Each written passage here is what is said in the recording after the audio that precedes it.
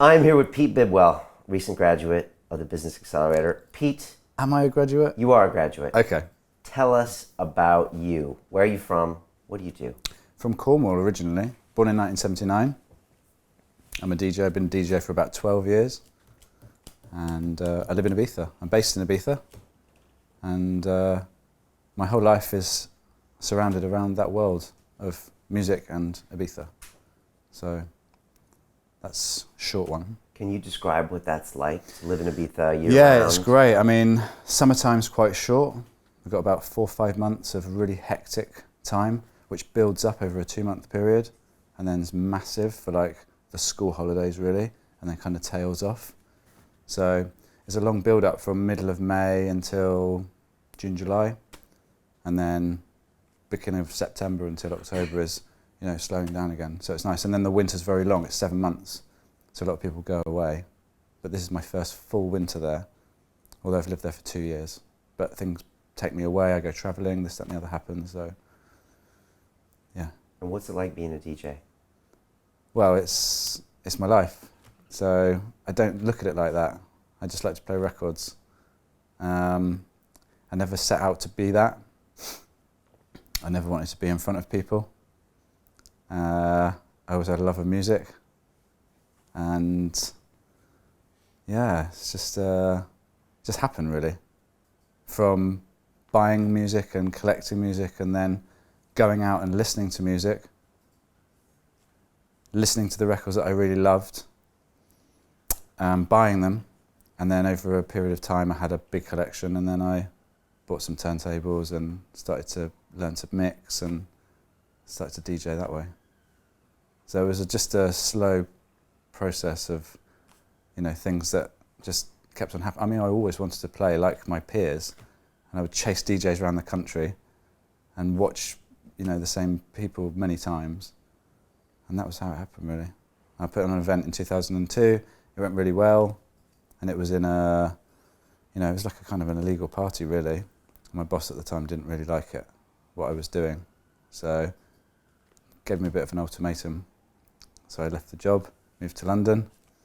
A couple of years later, after a lot more practice, I was playing at a friend's birthday party in a little bar in Chelsea, which is still there, and the manager liked my music, and she invited me over to Hungary to go and play for her and her brother, who were doing parties in Budapest. And that was my second gig really, well third, you know, because I had the free illegal party, and then the birthday party for my friend, and then Hungary. And then after that, I started working as a resident DJ in and around London. I built it up over a couple of years. I was playing pretty much every day. And then I moved away to Australia and lived all over the world. A couple of seasons in St Anton in Austria, and then Ibiza for the last 5 summers. Okay. And what brought you to us? What challenge were you going through? Well, someone introduced me to TEDx, someone very close to me. And I would watch these short 15-minute talks, and I was always interested in the universe and psychedelics and things like this. And I don't really know which way around it came, because my mind is just constantly moving all the time.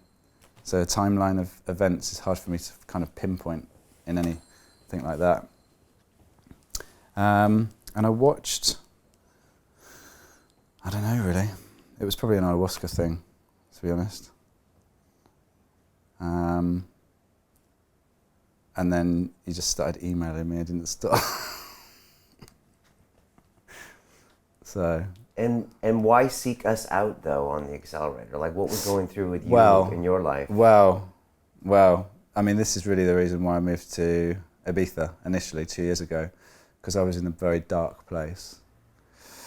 And it's easier to talk about now, but then it wasn't easy. It wasn't easy. If I didn't move to Ibiza 2 years ago in January, we wouldn't be having this conversation now. It was, you know, it wasn't a good place I was in.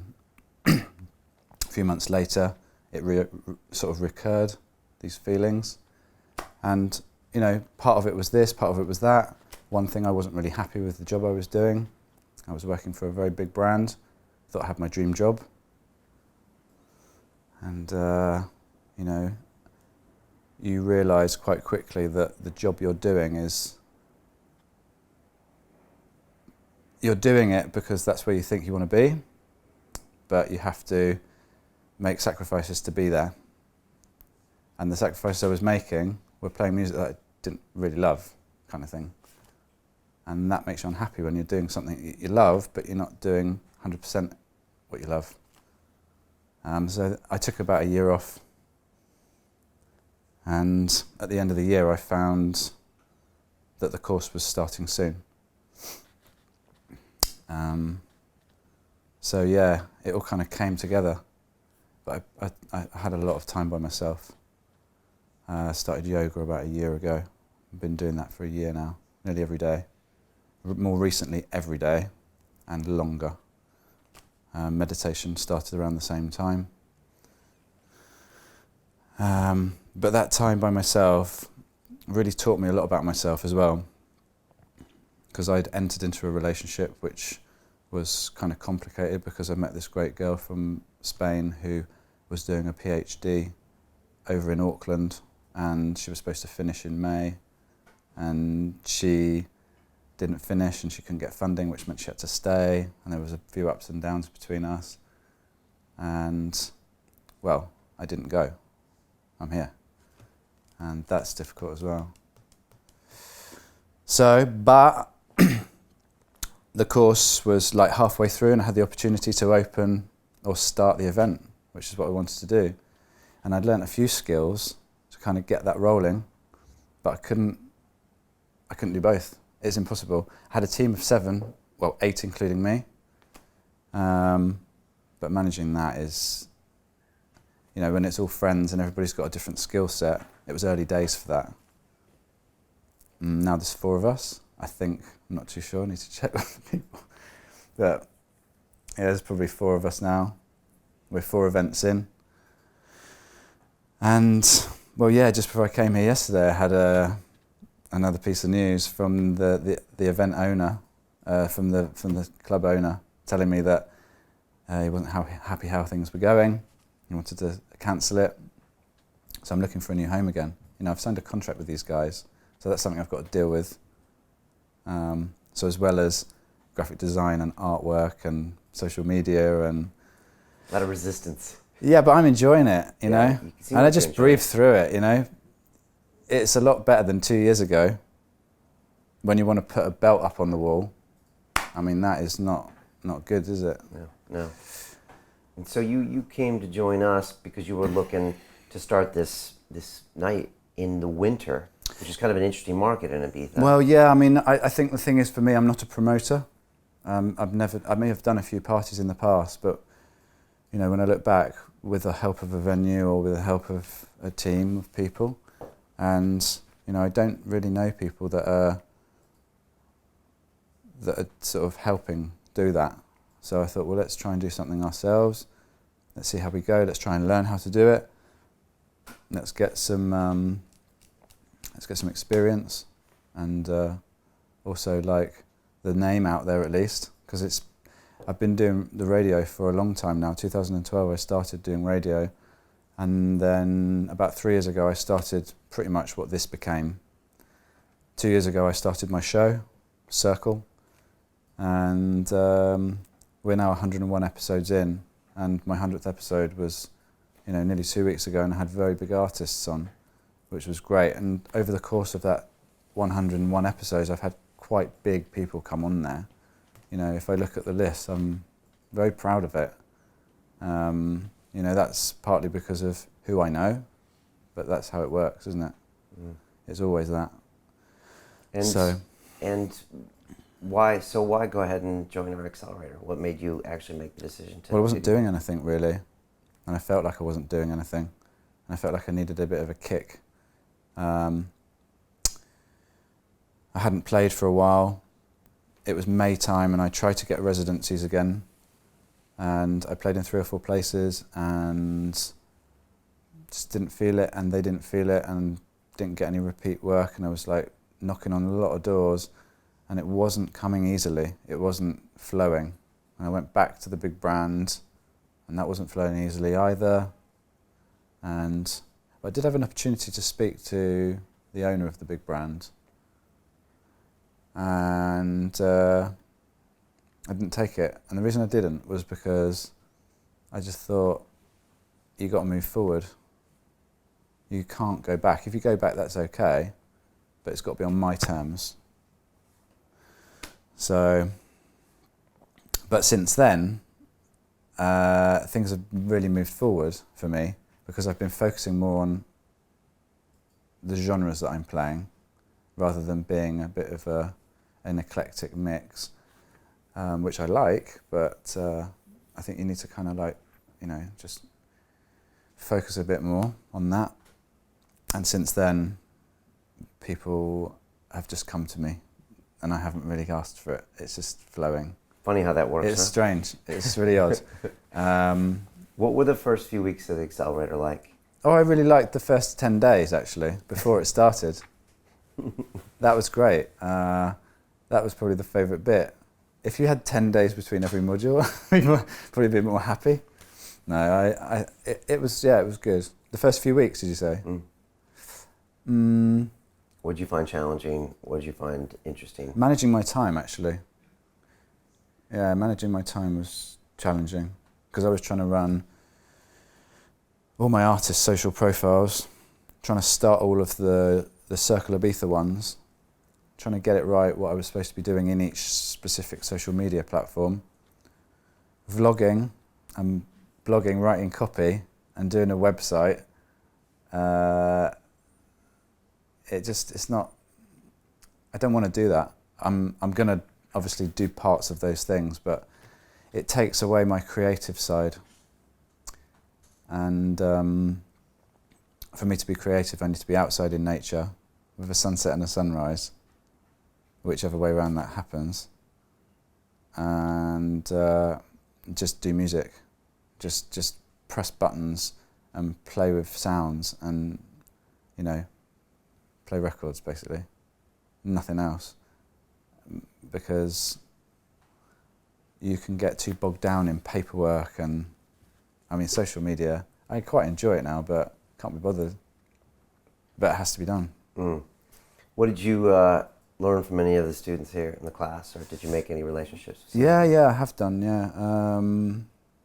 What did I learn?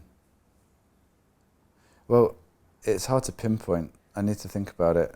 But, different people have kind of brought things to my attention that I needed to work on or focus on,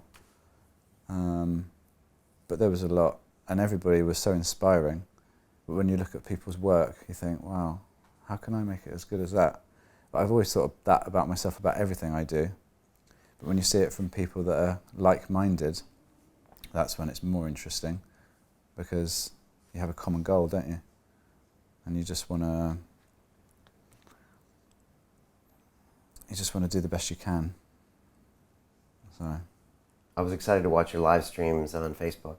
That was fun. yeah, those are great. I've only got the iPhone 5 right now. Unfortunately, I can only do the portrait, and I wanted to try and keep it consistent over every one. I didn't want to use my phone one week, someone else's phone another week. I wanted it always to be the same until I replaced my phone for a one that can do that, or work out how to use, a GoPro and do it like that.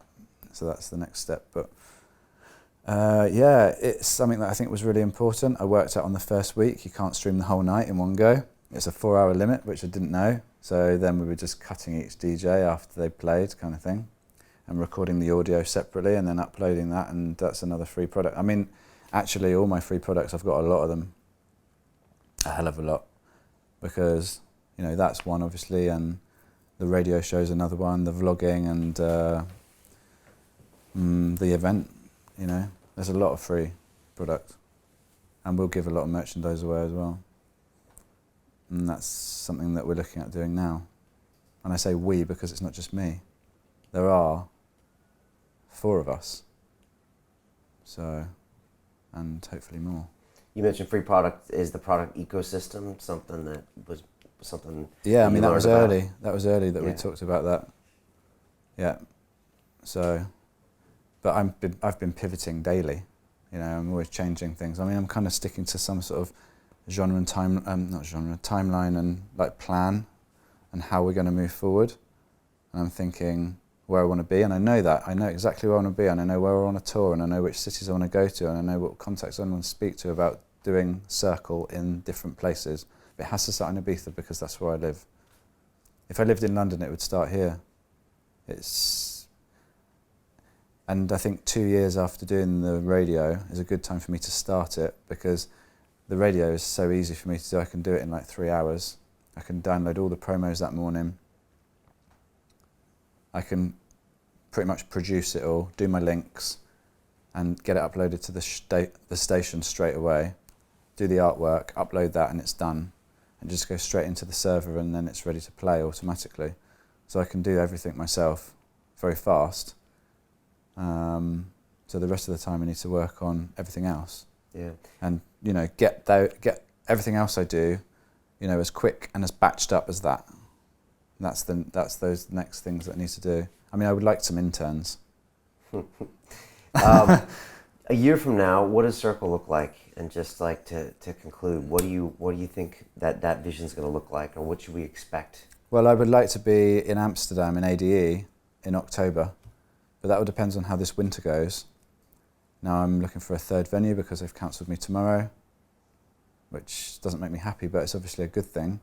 So I need to find some people that are actually more serious and stick to what they say they're going to do, because, you know, we both signed a contract for this, and, you know, I was told over a Facebook message, not an email, not a phone call, not a meeting.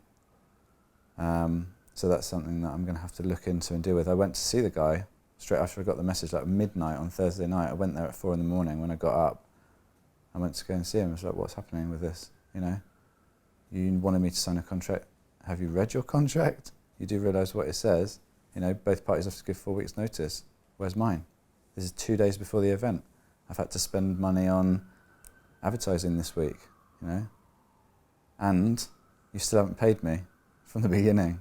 So, cough up. Just resistance, right? Yeah, I mean, that's all good. But I mean, if I hadn't have done it, I wouldn't have learned anything. So next time I see a contract, I'll be ripping it to pieces and rewriting it. And if they're not happy with it, they can, you know, find someone else, because, you know, I want to be a bit more careful, I think. Well, I look forward to watching more of your Circle events on Facebook Live. Yeah, well, they're probably quite boring like that, aren't they? It's interesting to see. I kind of see you by the DJ, and you're kind of doing a few things. But yeah, you need to get multiple cameras. Yeah, that's the thing. You know? But look, it's a start, and you have to. Sometimes you just have to try things, and something might pop, and something might not. So I'm glad you're doing that, and I'm glad you're playing with this stuff. Yeah. And, you know, at least you're knowing that you don't want to be doing the social media, and other people should be doing it, and you're doing your own thing. So, yeah. I don't know. It's been really great having you on this course. I love having you there. I love having your vibe there. So, you know, stay in touch with this group. There's some good people here. Absolutely, yeah. I mean, I've made friends already. Max and I went for coffee recently. He's living in Ibiza, half on, half off, I think. Oh, yeah. And yeah, Rob as well.